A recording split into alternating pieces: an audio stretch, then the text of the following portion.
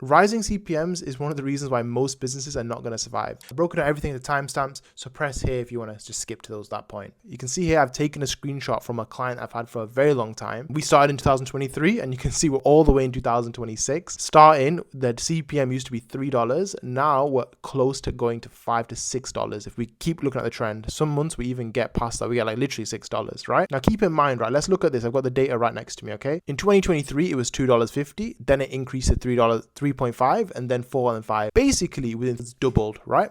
So I want to show you in the actual ad account. The CPM used to be around $2.87.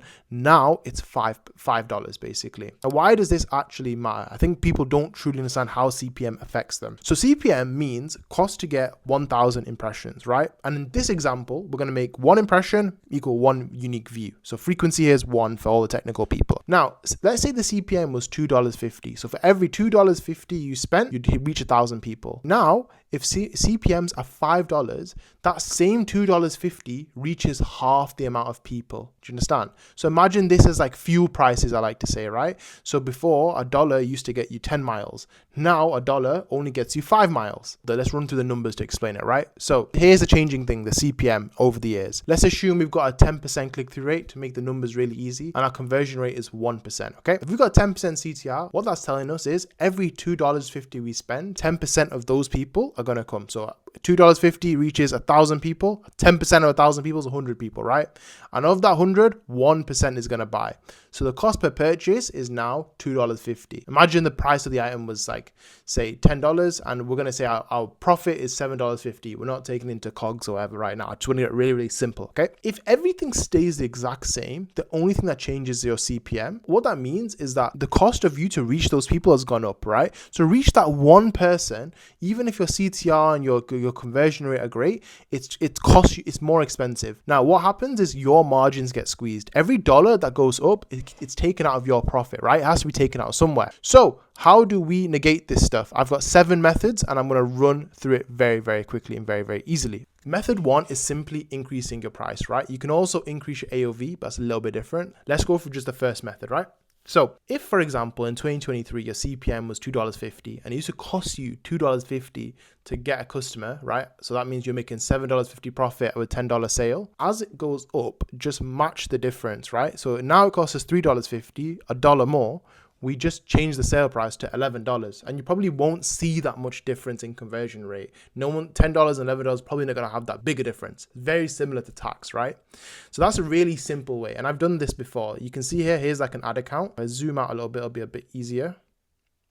Earlier, I think in 2023, our average, like we used to sell tickets to this person. So the person would buy a ticket and then you buy some at the event as well. So that it was break even cost. You can see here, it used to be $1.24, $1.15. And the CPMs used to be $2.75.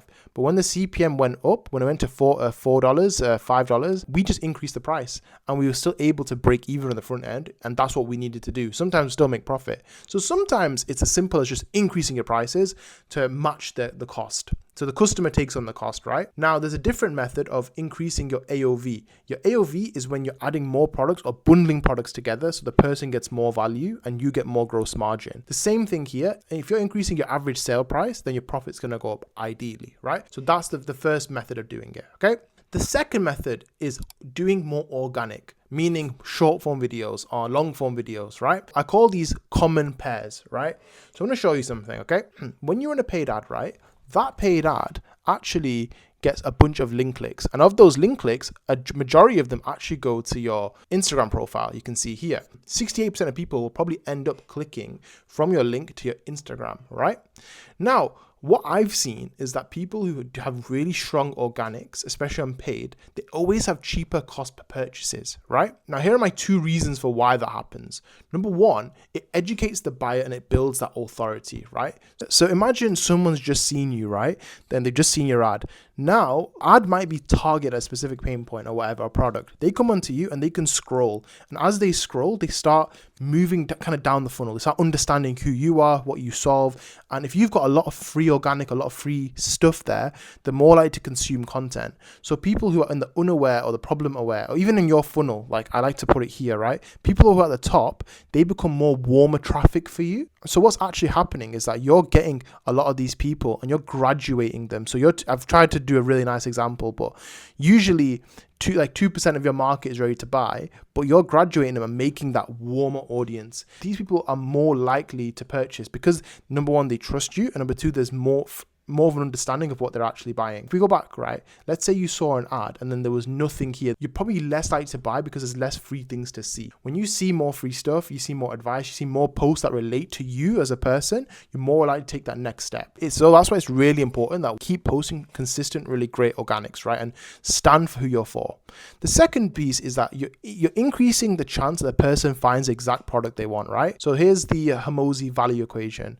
Now, if the dream outcome is they want to look really nice, and like if there's an ideal product they want, and let's say that your ad maybe had clothing in it, but they go on your feed and they see shoes that they really like, already done all the other hard work, now you just need to get the shoes. Do you know what I'm saying? They found what they want. The dream outcome was like maybe they wanted shoes and they found that. Again, goes back to this, it increases the perceived likelihood. When you keep going it and they see images of other people wearing that product, maybe they saw in the ad, they've seen 100 variations or 50 variations just by scrolling on Instagram, they're more likely to buy it because they know what it's likely going to look like. Does that make sense? Again, if I just saw this ad and I went on the website, it might be slow, it might be buggy, I don't know. But if I go on the Instagram, I can see here, look, there's already food available, there's a story. And if I see 50 variations of food, I'm like, ooh, this is the one I want to buy. And it looks, the calories are here. I'm pre-sold, right? So I've come from someone who's completely unaware to, ooh, I really want this. And I found the exact product I want as well. Now, the other way is, I call it common pair 2, where you go from organic to paid, right? And I call these really successful brands.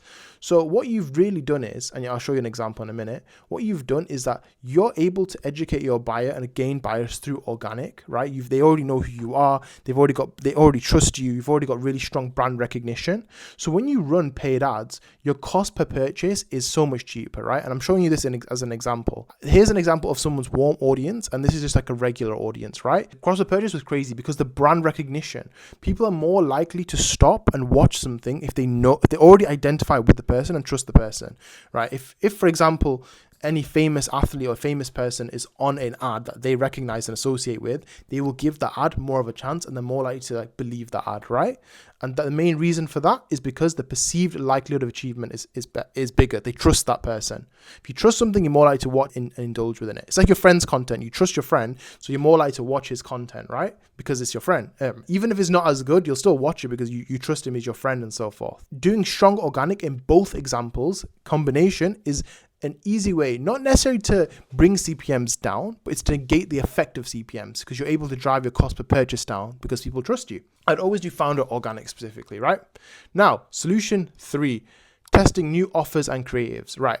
People always say you need new creatives, but I think it's quite vague. I'm going to show you an example, right? So here you can see a type form submit was high, but here you can see here the CPM was quite high. Now you might think, oh, it's the change of the audience. The audience is actually the same. The ad set was reflecting the type of ads within there. And the main thing is that when you put more creative, right, and you test offers, right, the main thing is when you're testing offers and you're testing creatives, what happens is that if you've got really great creative market fit or offer market fit, you're more likely to get more engagement on your posts and ideally more comments, shares, like. To be honest, I never really optimized for it. When you optimize, especially for comments and more positive interaction, Meta's more likely to give your ad cheaper cost because more people are actively engaging with it. They enjoy seeing that type of content. And funnily enough, these two have the same ad. I just changed that. Receive $1,000 if our system doesn't work for you. And that one had a much like $3 cheaper, right? And that CPM was $3 cheaper. Now that's because more people were just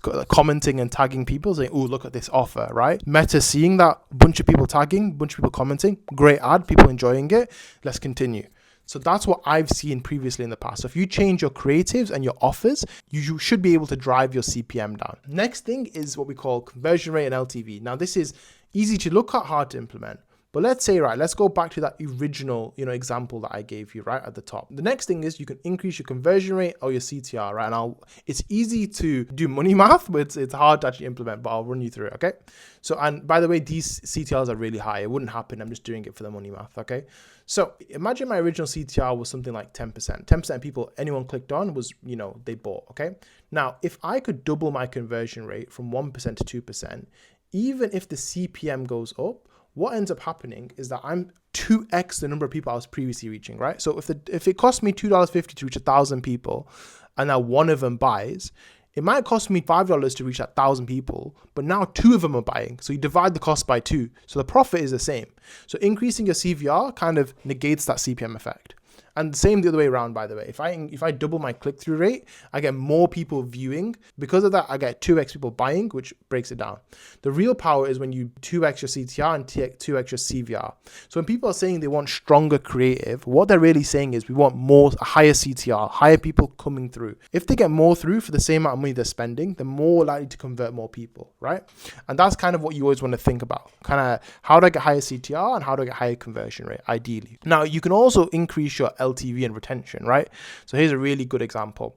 So if somebody buys once, so the cost of purchase was $10 and month one they paid you $40, then the profit left over is only $30, right? And you made $40 revenue.